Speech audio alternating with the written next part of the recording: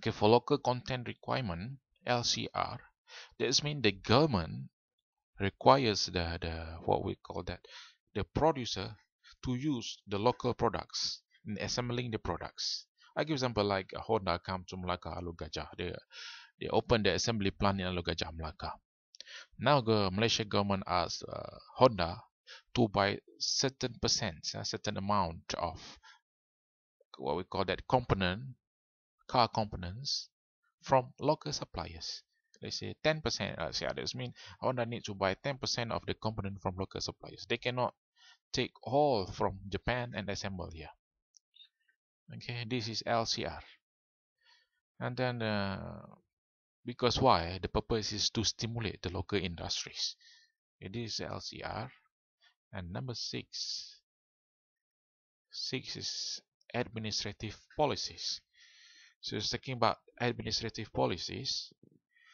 Okay, bureaucratic rules designed to make it difficult for exporters to enter a country. Okay, for exporters.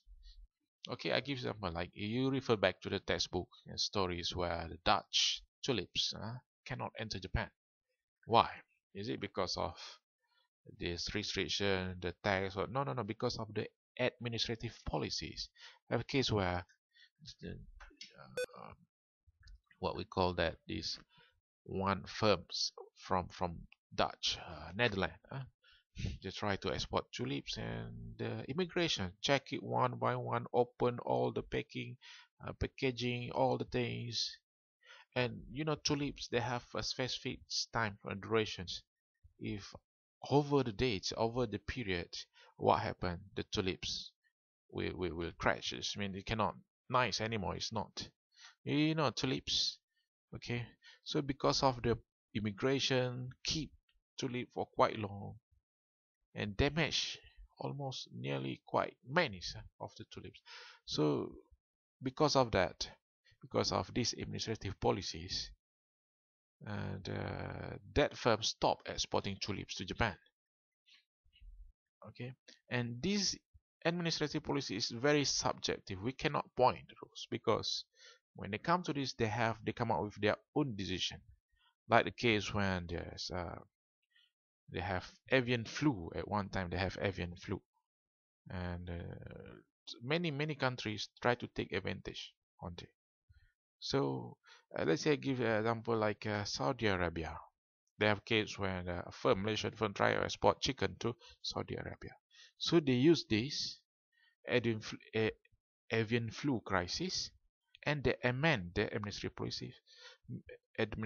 policies and make the chicken from Malaysia is hardly to enter Arab Saudi. They try to play with that, whatever happened, because they want to protect the local suppliers.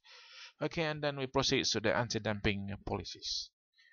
Okay, anti-dumping policy, this mean okay, dumping strategies happens when foreign firms comes into a country and they sell the products much lower than production costs, or at least much lower than the standard cost, standard price. Okay, like happened at the earliest stage, like Matsushita Electric they enter US. I give example. Matsushita Electric enter United States around 1970s. So once they enter, they sell their electrical products much low, very low. What is the purpose of this dumping? Why they do that? The reason is so simple. When they can sell at a very low price, they don't care even they suffer at the beginning.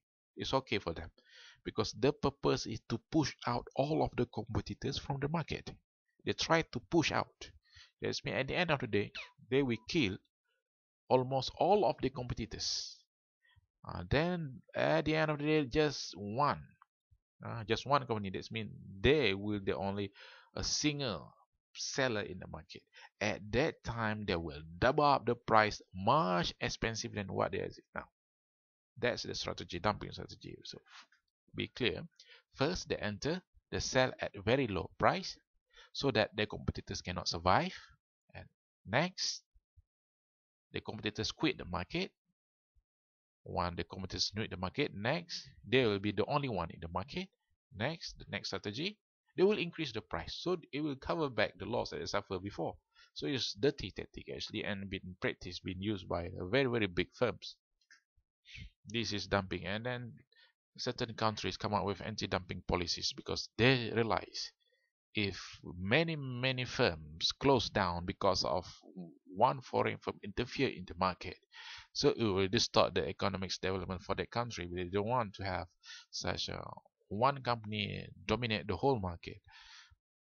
So the United States, they come out with anti-dumping policies. It's meant to prevent any producers to sell the products at a very low price, which can what we call that kill the competitors. It's called as predatory price, which can push out all of their competitors from the market. This is the anti-dumping policies. Okay, and we take a look here of why the government intervene in market. There are a few things here. Why the government need to intervene in market. First, because of political argument. Okay, concerned with protecting interests of certain group, because we don't want our people, our consumers, our producers, mainly for producers, suffer, close, or run away from the market. We don't want that.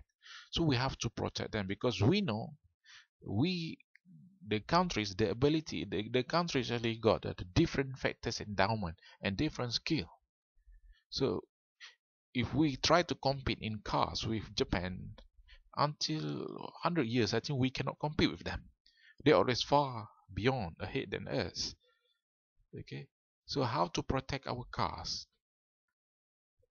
Through the protection element as I mentioned to you before. We have to protect. Okay, if we not protect, of course we can buy cheap cars, but what happened to our production, GMP, GDP, all the things? What happened to us? Because behind Proton itself, they have more than 100 suppliers to supply parts. Over 100 suppliers, they have more than 1,000 workers work with them. So let's say 100 suppliers with 1,000 workers. So if Proton closed down because the price is very low, what happened? They have around 100 times 1,000, 100,000 workers will be jobless. So when jobless, it will affect what we call that social situation. They come out with what we call that. It's not only jobless, they cannot get a job, but social issues, robbery case, and then corruption, and many things will happen because of this. So government have to protect the standing by providing job to people. So they call it as populist issue, populist strategy. Populist strategy is mean the government try to be popular by lowering the unemployment and increase the job opportunities. So this is why we have to protect the local producers, providing jobs. This is the main reason. Okay, now second one is about the economic argument. Because if we just rely on we call that the import goods, of course this is cheap, but if we keep relying on the imported goods, so what happened?